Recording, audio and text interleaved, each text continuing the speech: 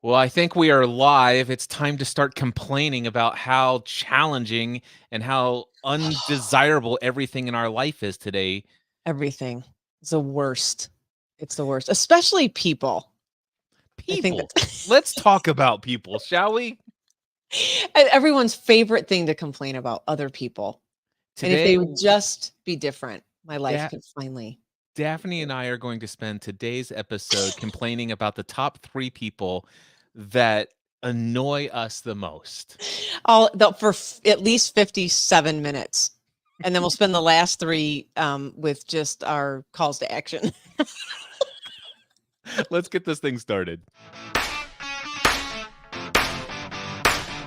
Welcome to Life, the ultimate choose-your-own adventure game with hosts Cliff Ravenscraft and Daphne Scott. Join this dynamic duo as they explore the profound concept of life as a thrilling adventure, blending ancient wisdom and modern psychology. Embrace the joy of living with presence, creativity, and playfulness. It's time to navigate the game of life together. Are you ready to play? Let the adventure begin. Let's navigate this thing we call life. What do you think about that, Daphne? I love it. In the navigating. So, what are we talking about today, really? I know we opened up with a lot of complaining there. Yeah. Well, we are going to talk about complaining.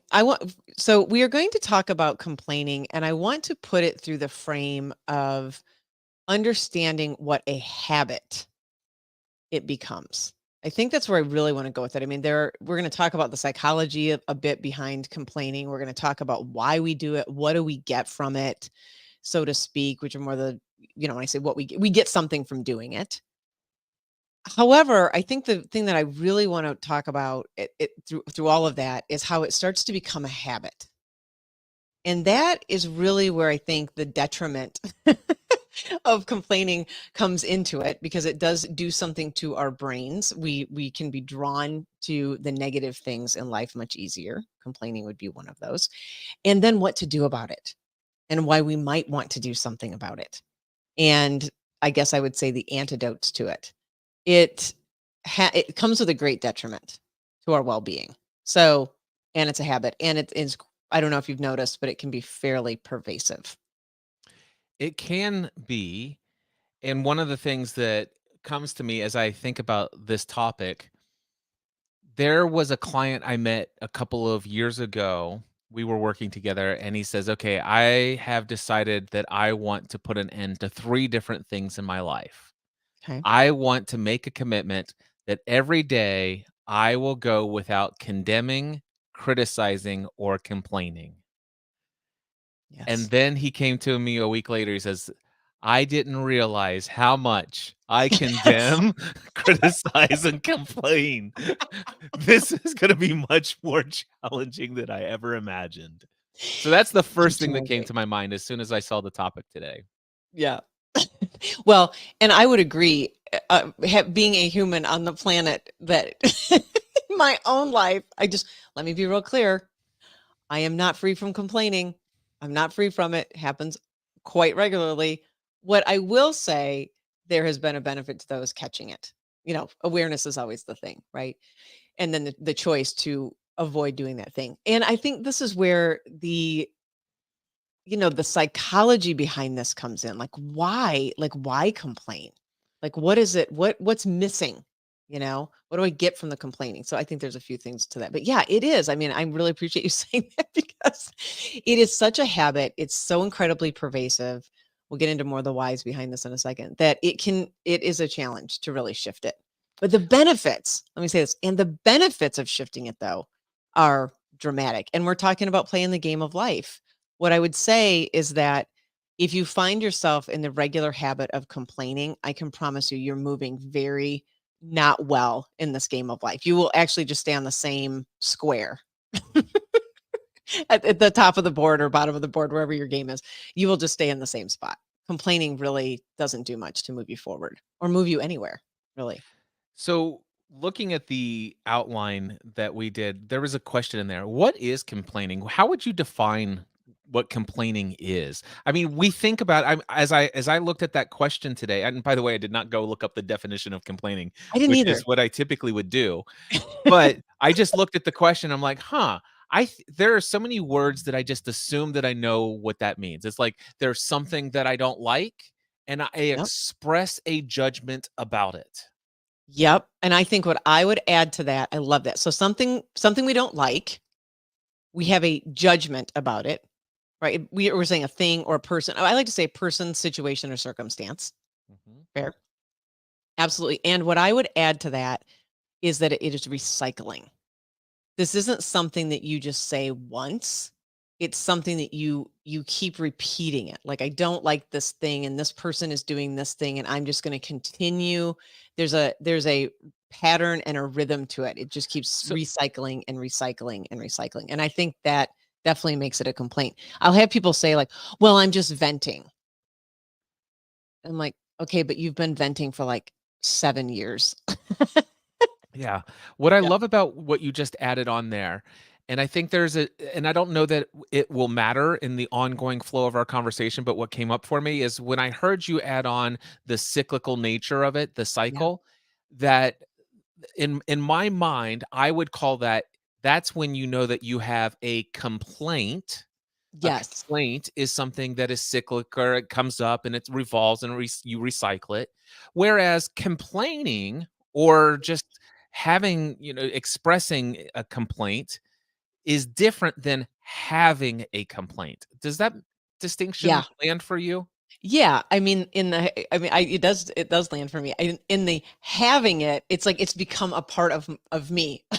Almost like it has me actually, Yeah. right? Like it has me versus I have one and I think this is where it's almost hard for me to talk about this now without getting into the antidote to it. But if I have something I don't like and I simply go address that as best I can, like it's completely possible to have things that you don't want to have a certain way in your life and to take action to deal with that, right? So I could say in that microcosm, I had a complaint and I took care of it.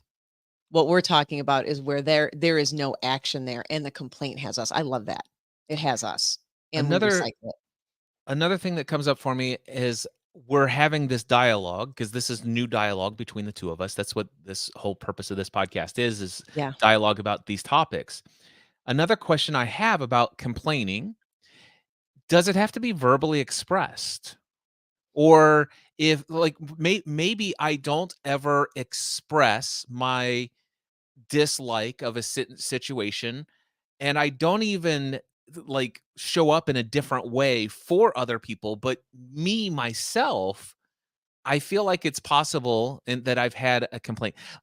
And this is why I'm asking. I just to Yeah. see what are we actually discussing today, and So important. what is the fine line between what is complaining and what is something else with a different word that would be a better descriptor. So I'll Yeah. give you a perfect example. Okay. I drove home the other day and I looked up on the side of my house and I saw the little vent that the little air thing from the bathroom goes out. It was kind of propped open a little bit. And I'm like, my gosh, is another bird, living in that little vent area? It's a great place for a bird. Okay. And I'm Yeah. like, so for me, I'm like, gosh, we spent a lot of money to have people come out and block up all these things to keep creatures outside of our attic that aren't supposed to be there. Yeah. And so I saw that the vents were all propped open, and within me, I had a bit of a complaint. Now, I Okay. wasn't judging anyone else for not doing their job. I have no reason to believe that anybody particular is at fault, but all I know is I looked up there, it's like, "Huh, I don't desire that to be like that. I don't desire to have a bird up in that vent, Yep.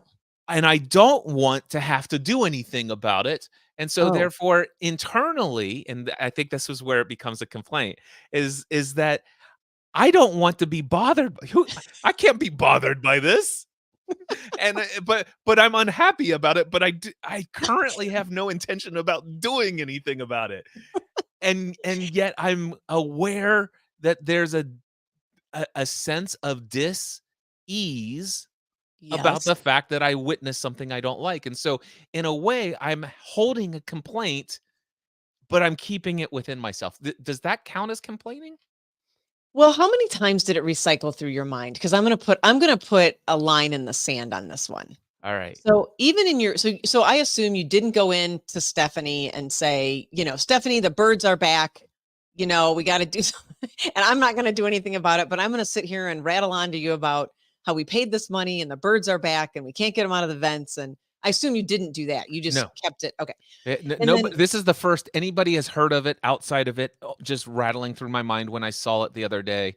And okay. then, by the way, I came back a couple of hours later from a different trip and it was closed. And I'm like, maybe I just won't think about it anymore. So did it come to you 3 or more times? No, absolutely not. Okay. Then I probably would not put that in the, complaint department as we're defining it. I think when Okay. it comes up 3 or more times, that's when you start to have a recycling issue, right? Even if you haven't, gosh, such a great distinction, by the way. Even if you haven't verbalized it and it's living in there and it's recycling and recycling. And, I think this is really great because we have different ways of managing it too. You could just become really passive aggressive towards the birds.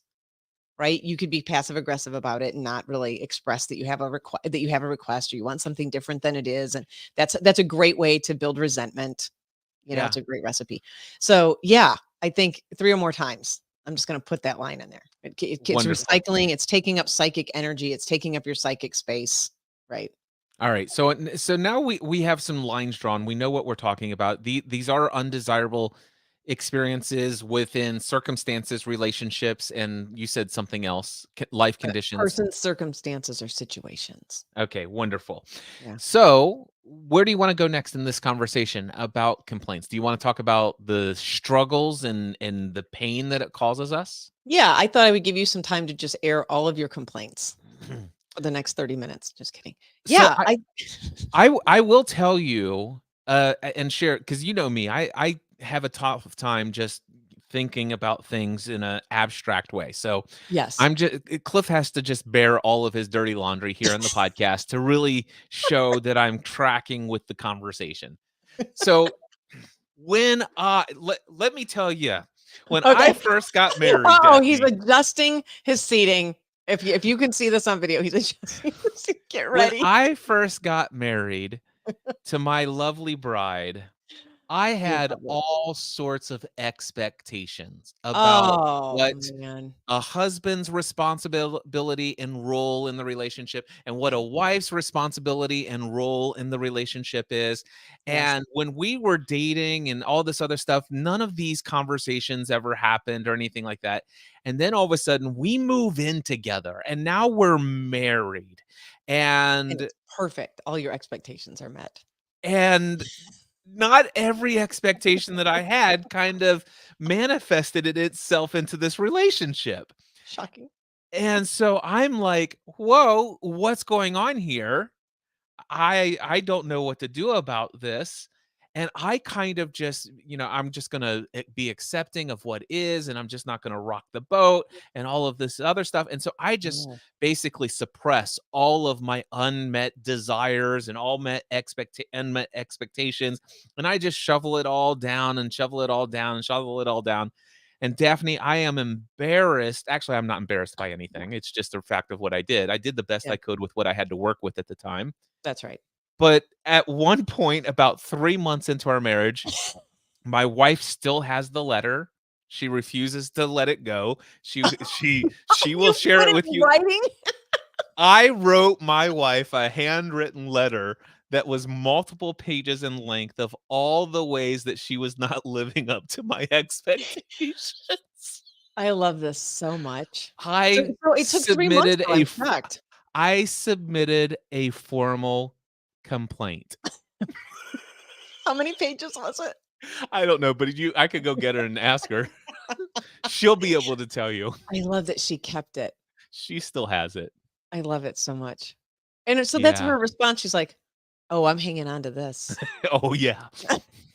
She This is didn't gonna even come in flinch. handy I one bet day. I bet your expectations were really shocked then because she didn't even flinch. Oh, no, let's just say that it was a challenging season of life, to be Yeah. sure. Okay, but more sincerely though, you nailed it. So like you had some expectations, right? Like you set up this sort of world in your head about how things were supposed to be, how they should be. And man, reality just suddenly was like not matching that at all, Yeah. right? Say a little bit more too about, you repressed. I think this is really helpful when we talk about complaints, because you also talked about you repressed it in some way. Like Yeah, you so kept so I ignoring th it or there yeah, so here's what would happen is occasionally I would have a strong desire that this certain situation would happen in our relationship, and that would go unmet, and it she I'm just not interested. And yeah. I would actually start to feel a little bit of rejection, which turns into a little bit of emotion. Actually, okay, a lot of a bit of emotion. And Tiny bit. and then I start getting angry, Yeah. and then here's another very damaging belief at the time. I shouldn't be angry, Yep. Yep. don't let the Yep. sun go down on your anger, and so I shouldn't be angry. Let me press that down, put it back in the jack in the box, Yep. and I just if I could just push this thing down and get the lid on this, then everything's fine in our relationship. Yeah. Our relationship is great. There's peace has been restored.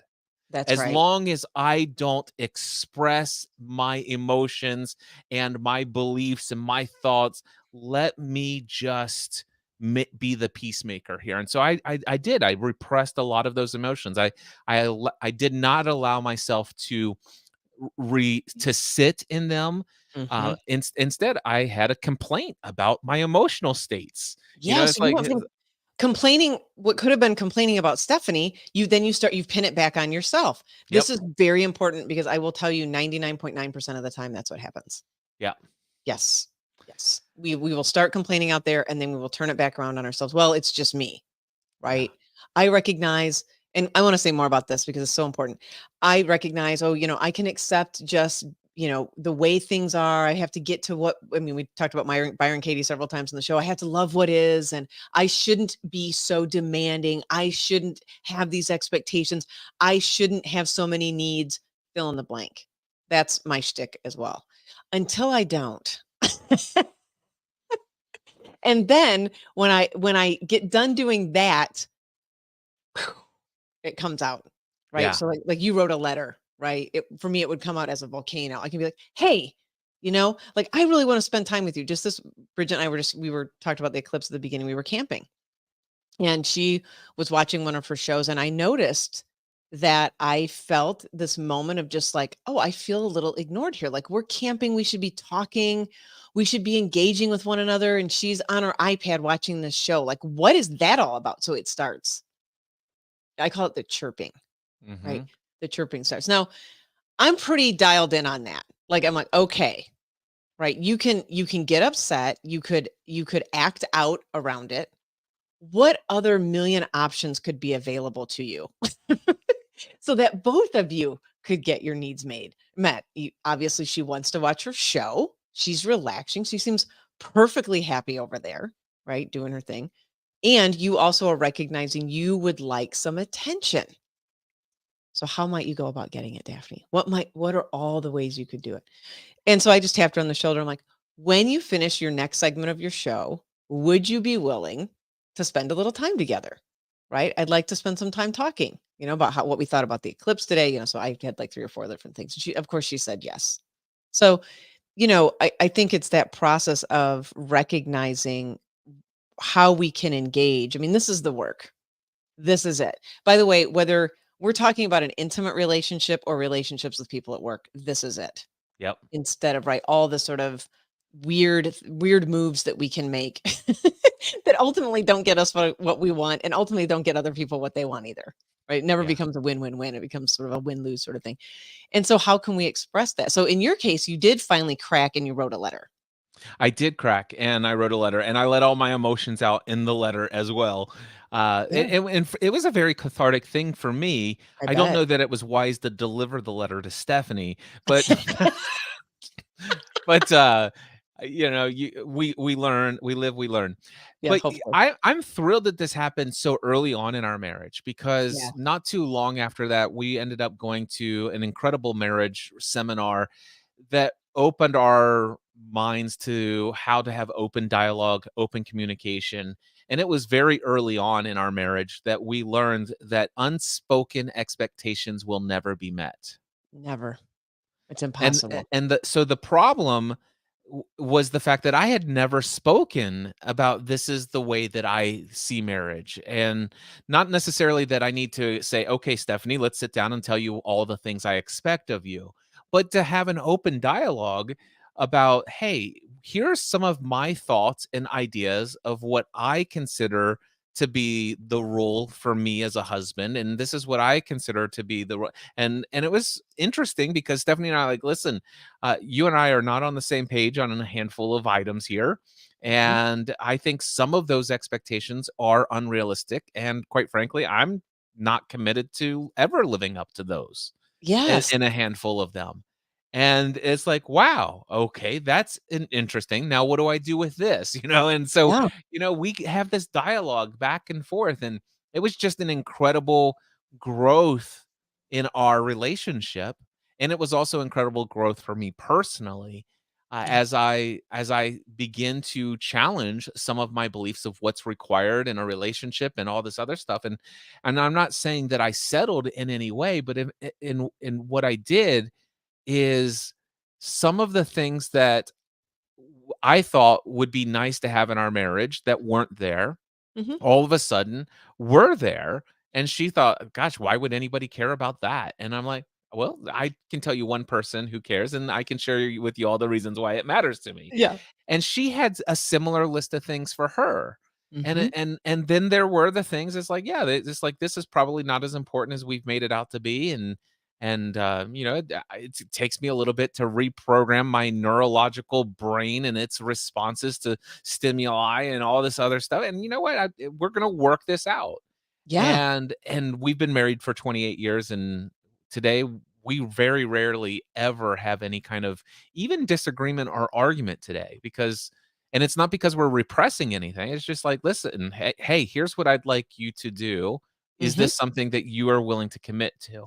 And we just express our expectations and our desires very openly all of the time. Yes. And that's the work, right? And also to respect each other as different humans. I mean, different people, we all have different perspectives. There's no as much as, and I want to get to this too. As much as I want to believe my perspective is the right one and the only one, it isn't. And so, when you get to know another person or you get to really hear what their expectations are, it is very interesting. Like, wow, okay, I didn't see it that way. I hear that that's important to you. Now that isn't particularly important to me. And if there is something I can do to support you to get that need met, I'm all for it.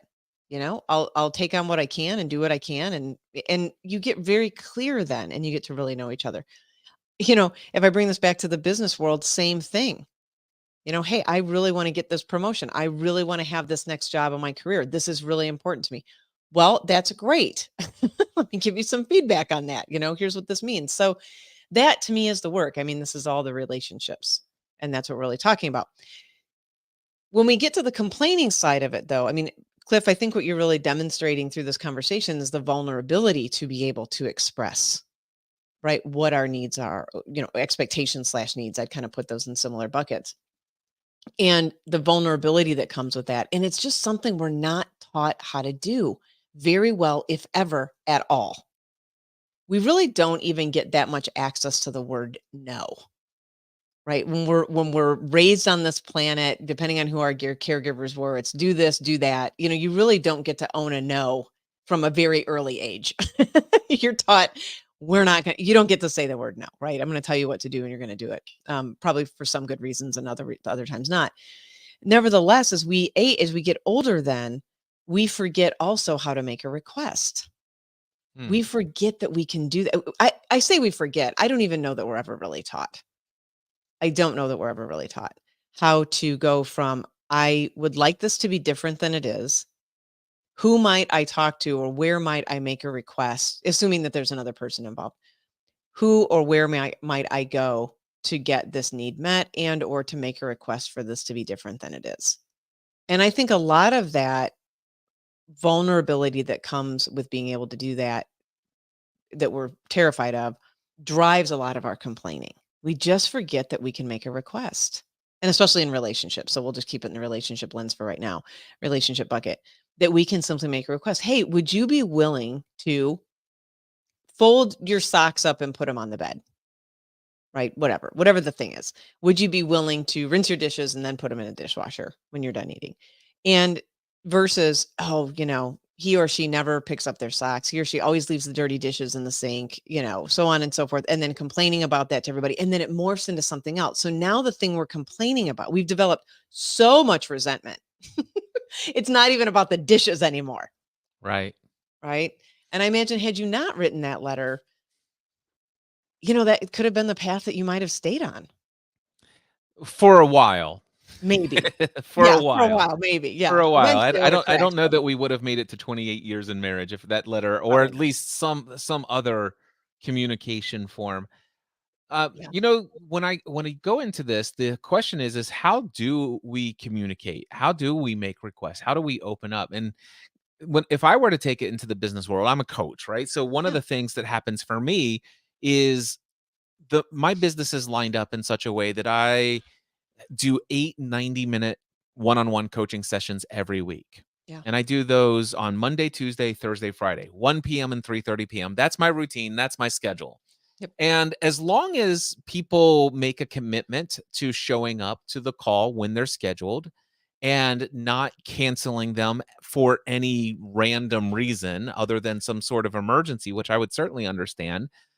But, it's like, hey, Cliff, I didn't have a chance to do that thing that I committed that I would do in the last session. And, we're coming up on our session here on Thursday. Can I reschedule so that I have more time to read that? And I'm like, now the question I have is like, okay, my expectation is that this wouldn't occur.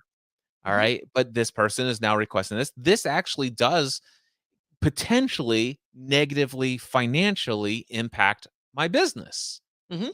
This person's not aware of that. So what do I do in the scenario and in that situation? And so this came up for me recently, and I'm like, you know what?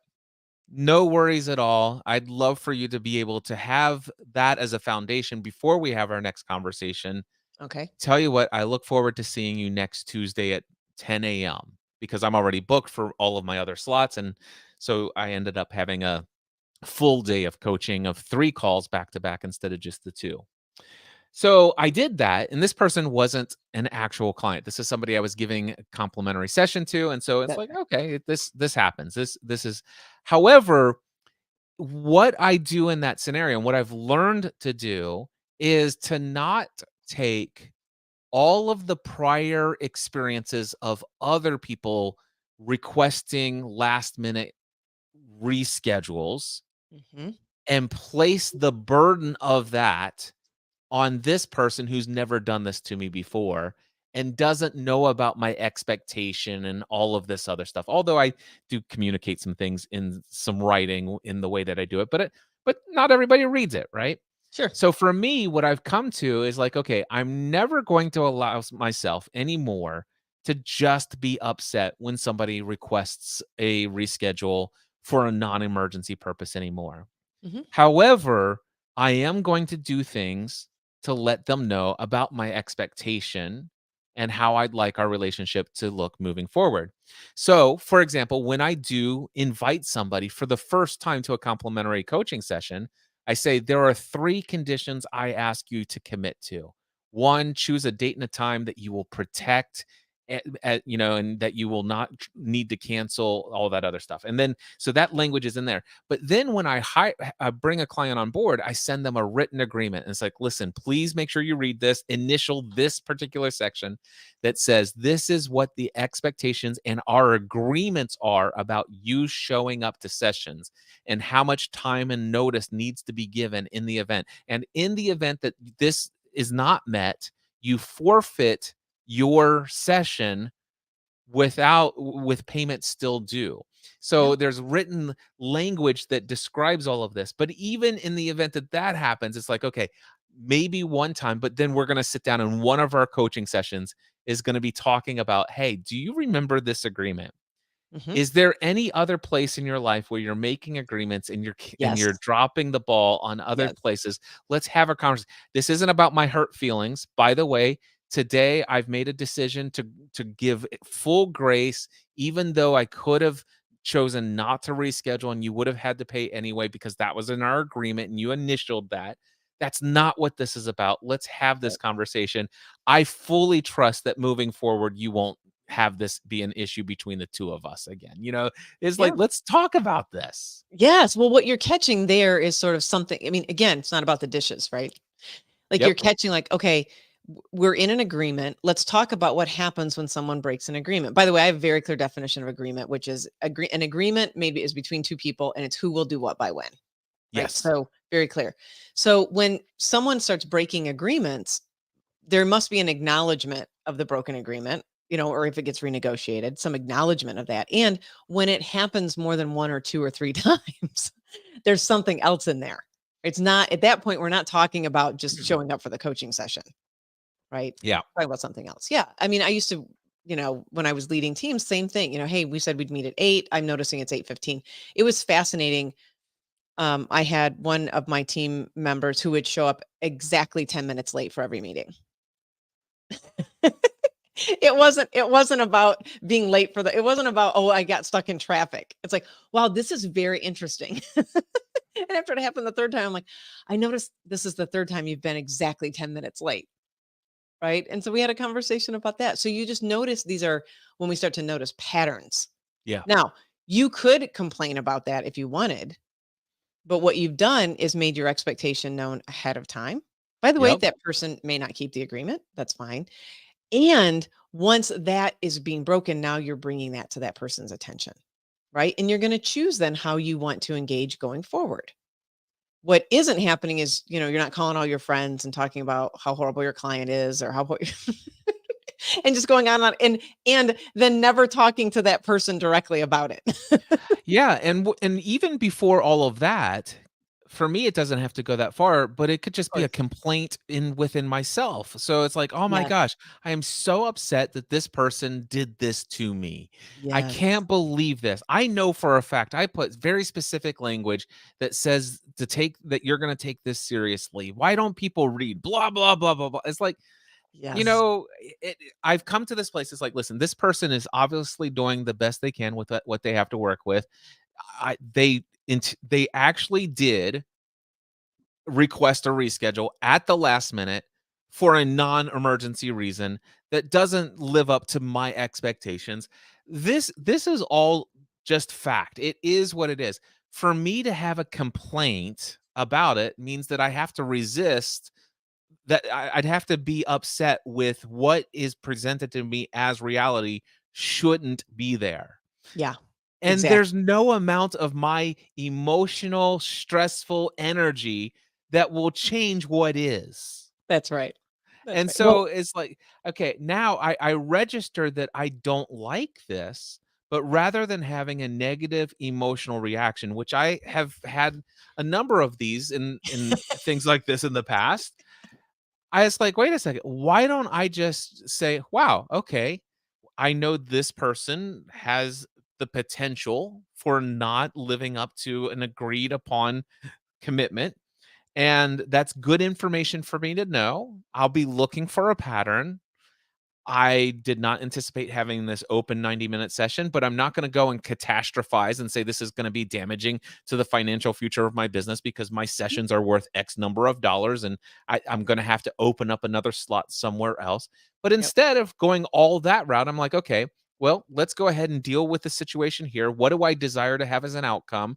How will I proceed and work on this particular issue in our relationship? How am I going to handle that when we do connect again?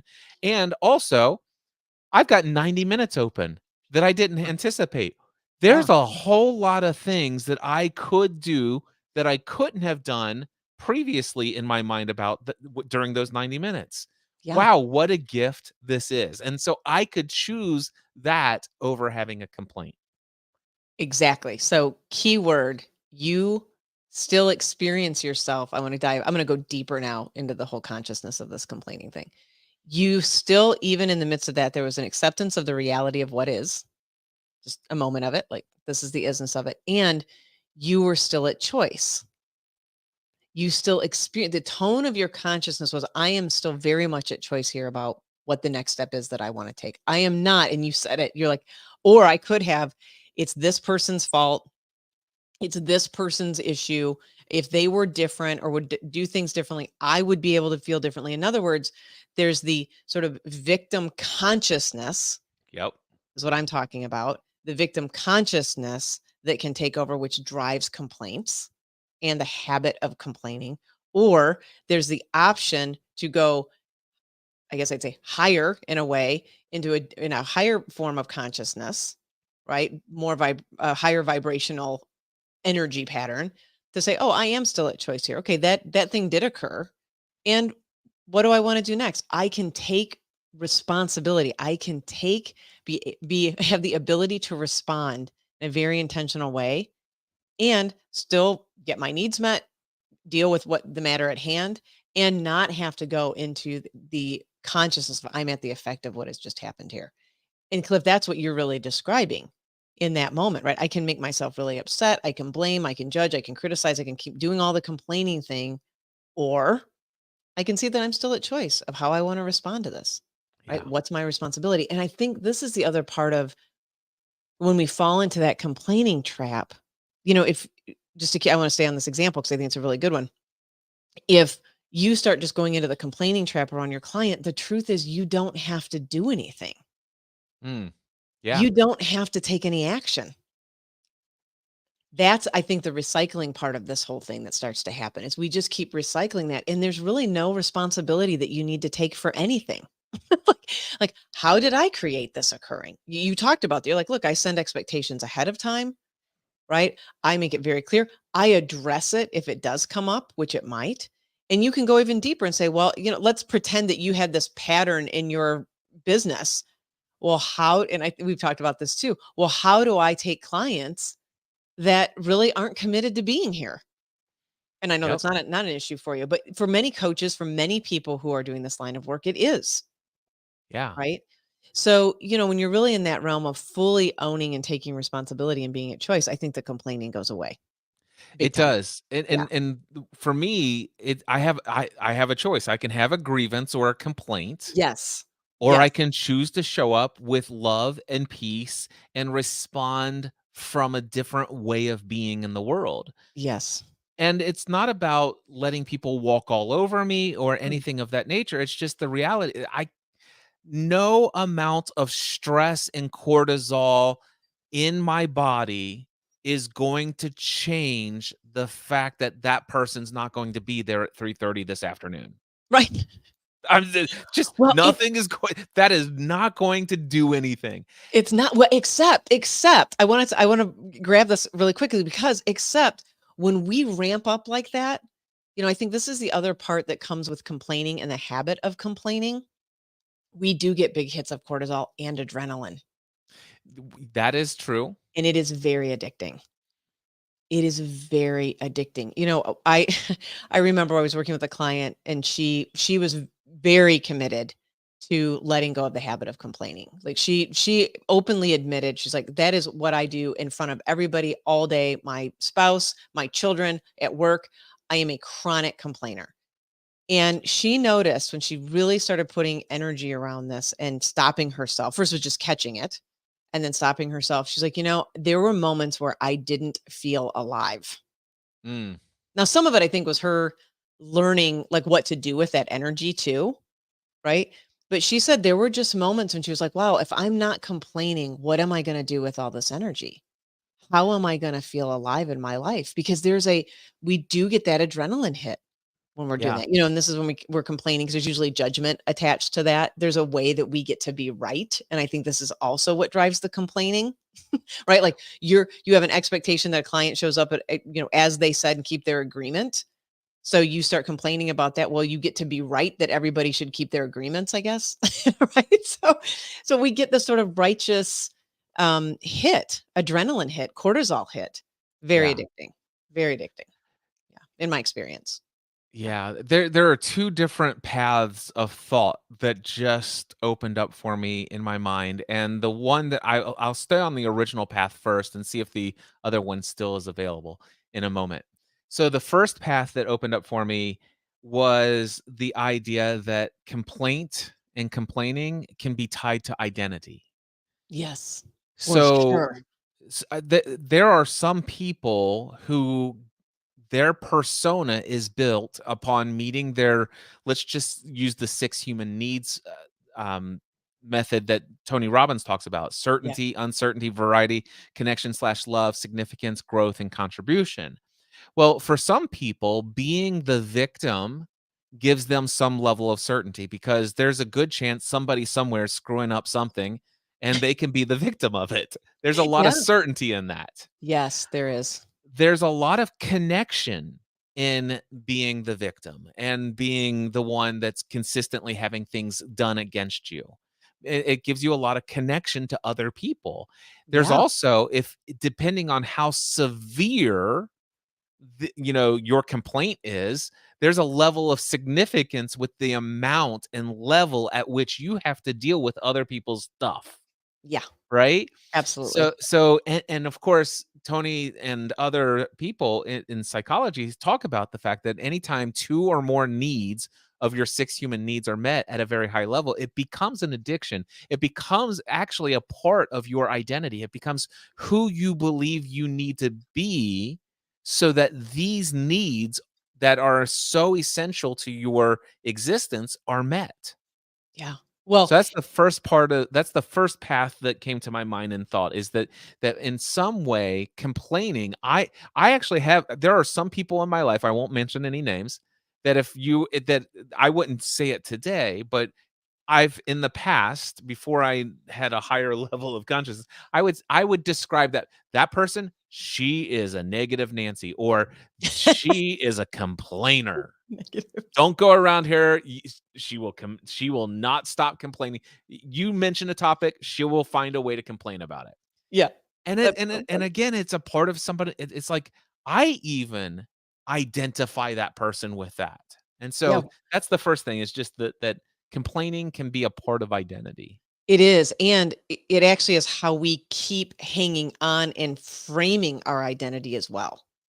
Because the more that I can complain about this thing that I don't like, it means that I am a person who likes this thing, right? So it's a way we X out parts of ourselves. So that thing is over there, and then this is who I am over here. So I'll complain about all those other things. It is actually a way that we um, cognize ourselves. We make ourselves exist to go even deeper on the identity track. Yes. Yeah. You Yeah. mentioned in our notes there's something about cognitive psychology. Did you want to make any additional point on that? Yeah, I wanted, thank you. What I wanted to bring up was, some of this, although becomes a habit over time, we do have this hardwired negativity bias too. I've talked about this many times. We are wired in a way, our untrained consciousness is wired to look for all of the things that can go wrong. It's a It's safety mechanism. it's a safety mechanism, absolutely. So, I think it's worth just noting, and I think that's why we come up with practices that are sort of the opposite, right? We have gratitude practices, we have the inquiry practices that we can do, like asking ourselves, "Well, is that true? This thought has arisen out of nowhere. Is it really true?" Those are the benefits of those practices that we can work with this hardwired pattern that we have that's just doing its best to try to keep us safe. So the negativity bias is very straightforward in that we scan the world constantly looking for the things that can go wrong. Yeah. The trick is just not to fall into that and make it more than it actually is, and to turn it into, and you've used the word complaining quite several times, to turn it into a verb. Right? To make it an action that we're taking all the time, that we're going to complain and we're going to look for all the things intentionally that can go wrong and make it more than it actually is. So yeah, that's that. Well, the other cognitive part of this I want to get to when we sort of get into some of the solutions, like how do we work with this? And why do we want to? Like, who cares if I complain all the time? Mhm, mhm. Well, before we go into the solutions, I wanna share the other That's path the of other thought, part. because Yeah. it's still open for me to travel down. Hmm. And it's another story of when we started this conversation, it was kind of the place where I'm like, do I really still struggle with complaining? Yeah.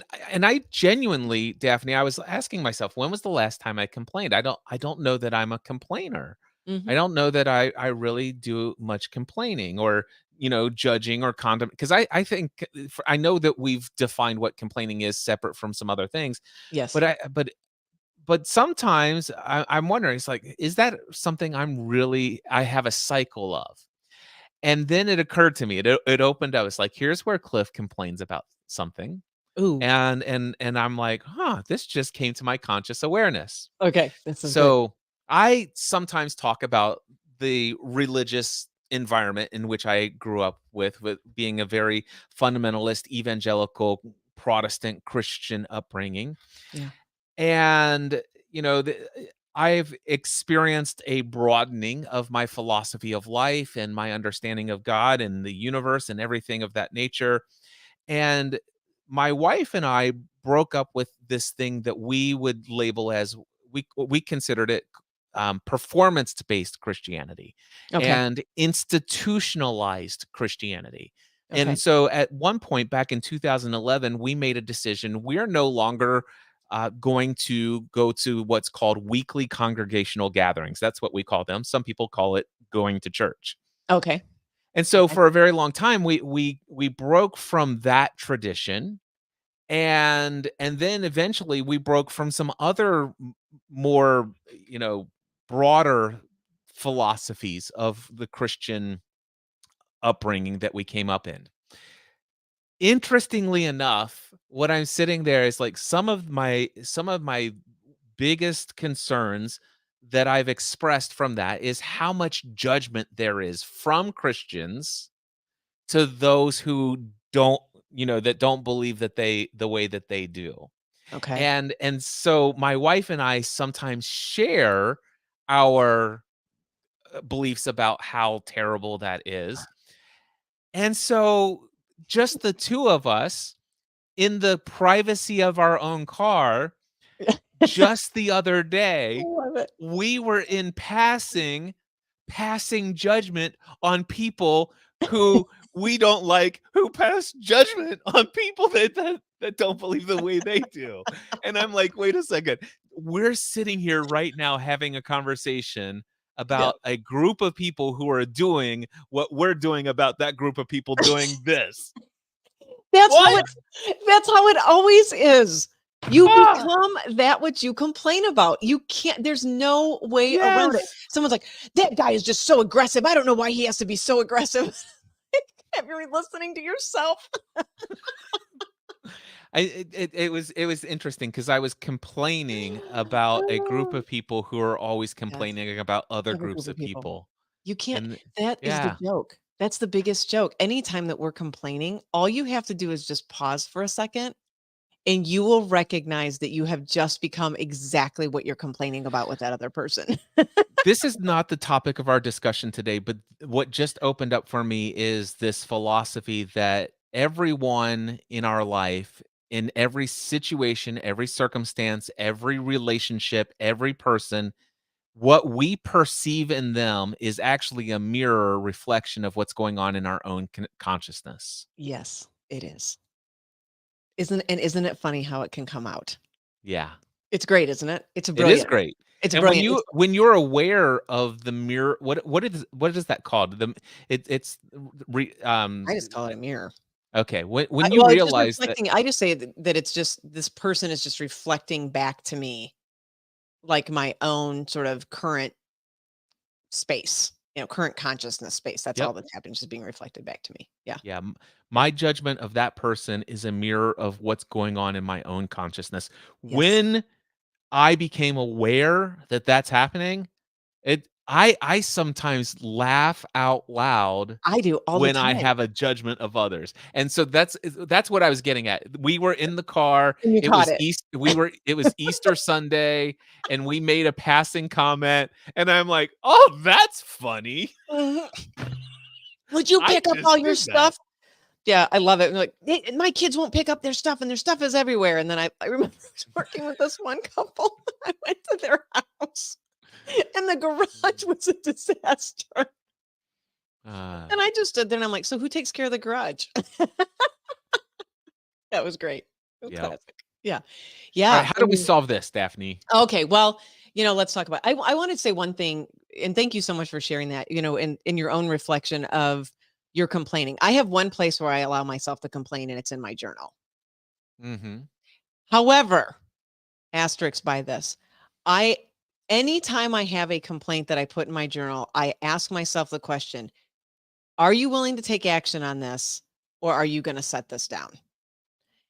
And that's really that to me is sort of the line in the sand, if you will, because if I'm unwilling for any reason to take action on it, then I have to set it down, because it will just, I know the impact that it will have on me mentally, my well-being, so on and so forth. So I don't take every complaint that I have very seriously, so to speak. I don't take them sincerely. I think sometimes they're just things that come up that I'm just working through my own.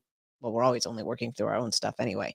Not all of them require action. However, if I ask myself that question and the question is yes, then I give myself 24 hours. 24 hours to address it or set it down. And every once in a while I have a trusted advisor like yourself, a friend who I can, I call it phone a friend, who is a person. I want to say this, we're going to get into the antidotes, and I think this is a real big one.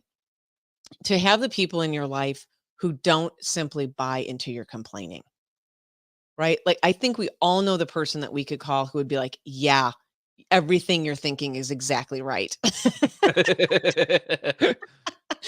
And, I'm very, very fortunate that I have people in my life who will listen to me, take what I'm saying to heart, and also ask me questions. Help me challenge my thinking a little bit. They're sort of like the mini coaches in my life. My wife, Bridget, is one of those people, and does it in a very kind, loving way, listens first, doesn't offer advice. There's ways to do that. But if you can find those people in your life and or get a coach, it's invaluable. It's invaluable. So Yeah. that's one of the things I'd start off with right at the top. And so how do we solve it? Well, I don't know that we solve it 100% completely right out of the gate. I think that the first part of this that I wanted to bring up was just simply becoming aware of it. Yep. And some people just even aren't aware. I wasn't way, way, way back in the day. I'm like, oh, that's complaining. I just thought this was the way people did everything. No wonder I'd go home at the end of the day and feel exhausted. I've just listened to complaining all day, and I've been the one complaining all day.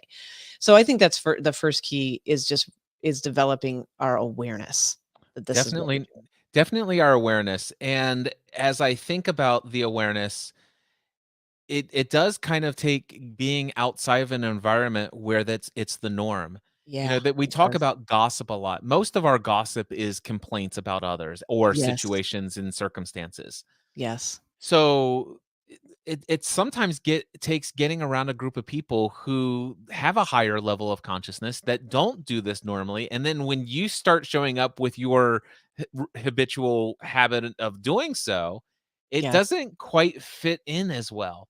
No. So one of the solutions that I like to propose in circumstances like this is maybe it's time to upgrade your peer group. Who are the people you spend the most time with? Yeah.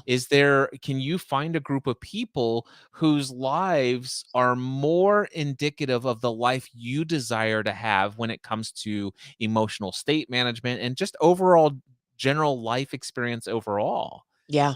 Do you I want to continue to be around a bunch of people who complain about every single thing that's going wrong in the world? Yeah, I completely agree with you. I want to also go back to, what you said with the Tony Robbins, the different levels to recognize. So once you recognize that and you can start upgrading your peer group, also recognize how we get what I would call more of a toxic level of connection with the people we are complaining with. So it feels like we're connecting, and this is especially true in gossip. It feels like we're connecting, but it's a pretty veiled level of connection that you're getting, Yep. right? So if you can start having more of the connection with yourself first to start making the choice not to complain quite as much, and it really is a choice. If you can catch it, you really can stop yourself. It Yeah. is, trust me, if you're listening to this, when I tell you it is possible, I have done it. And then I would say the other part is, I think once you can catch that is asking yourself some questions, right? If I were to make a request, I think this is one of the big ones that I had to learn. And I want to be really clear. I'm still not there can be times I'm not very good at it.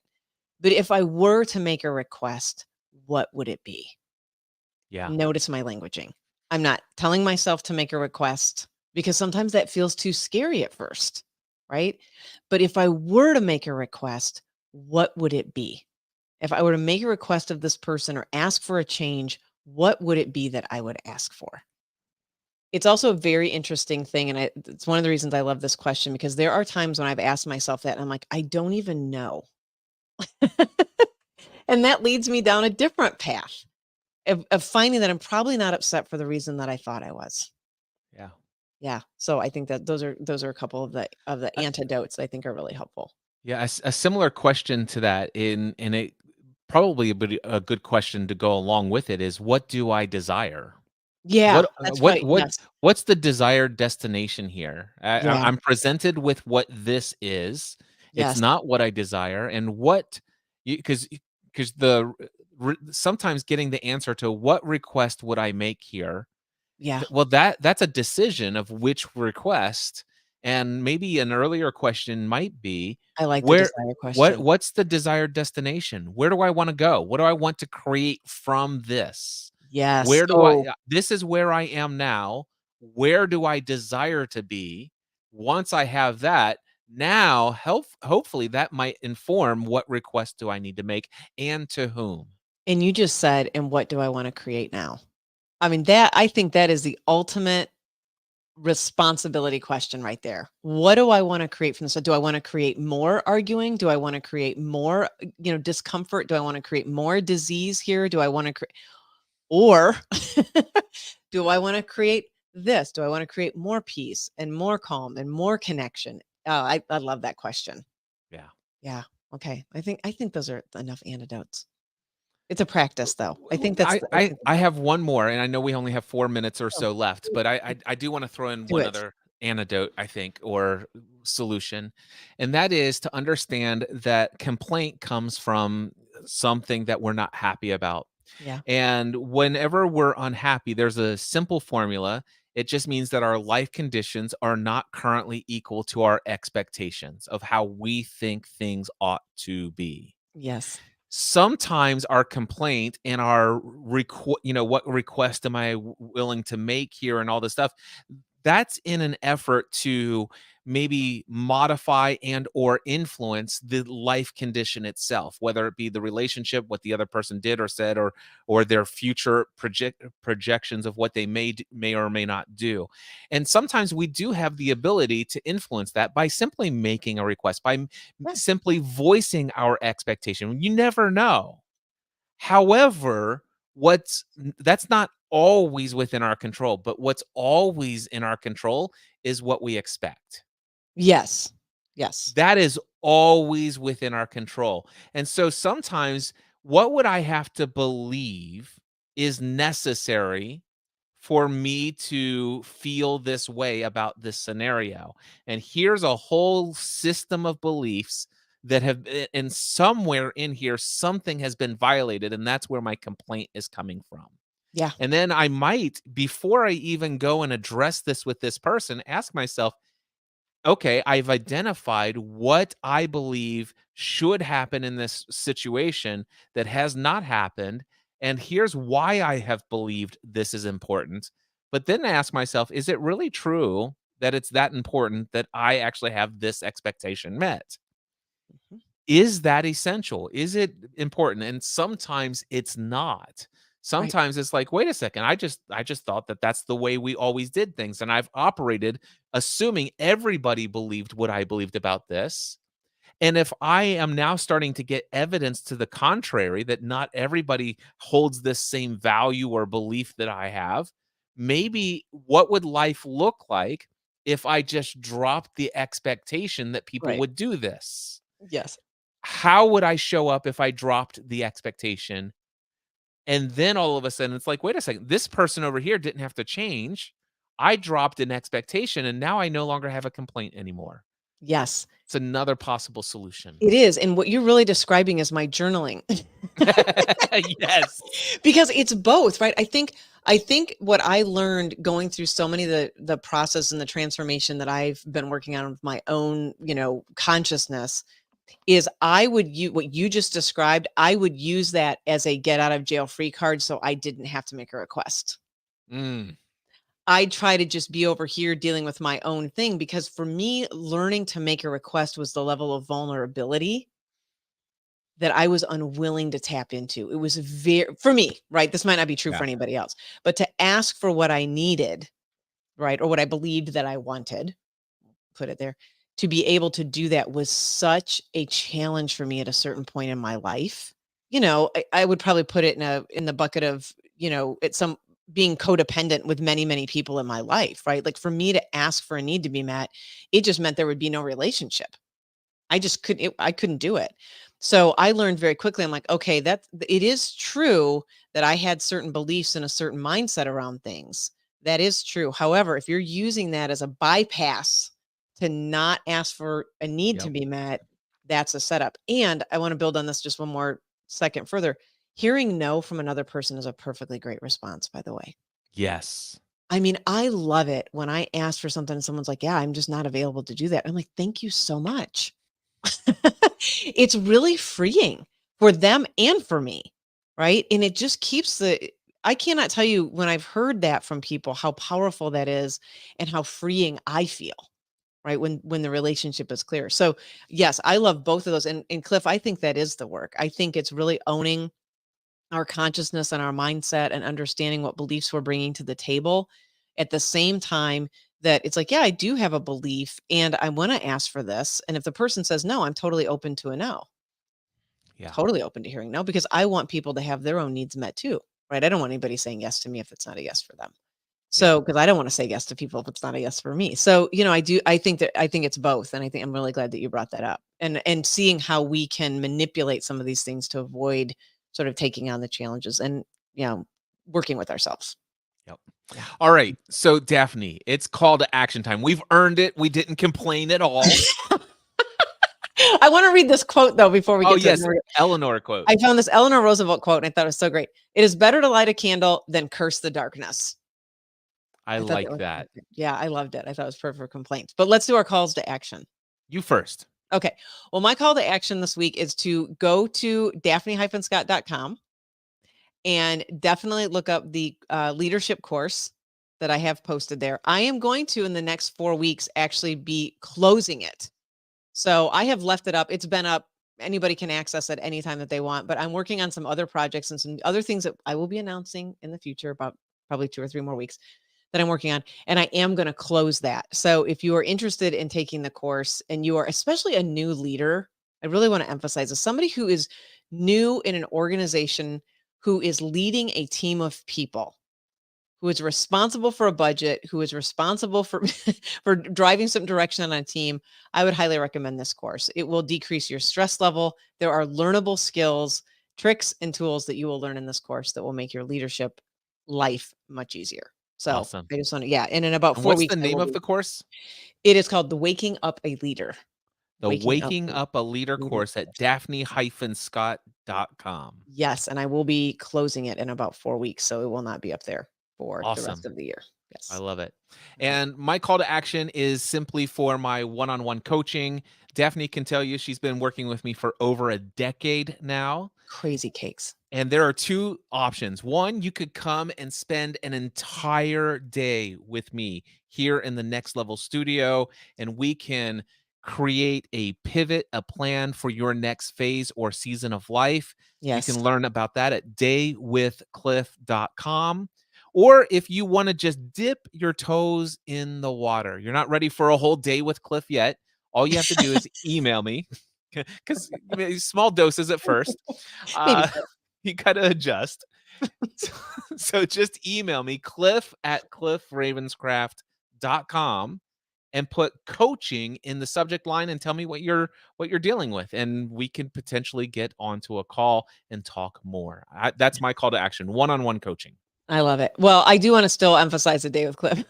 I would say if you're in a transition, I would say this about the day with Cliff. If you are considering making a transition in your life, and maybe it's from going from being a full-time employee to going out on your own or even in between those, I would highly recommend it because the clarity, I've just seen it many times and I was so grateful that I had met you in the time of my life when I did. I think I avoided a majority of pitfalls that I think new business owners can run into.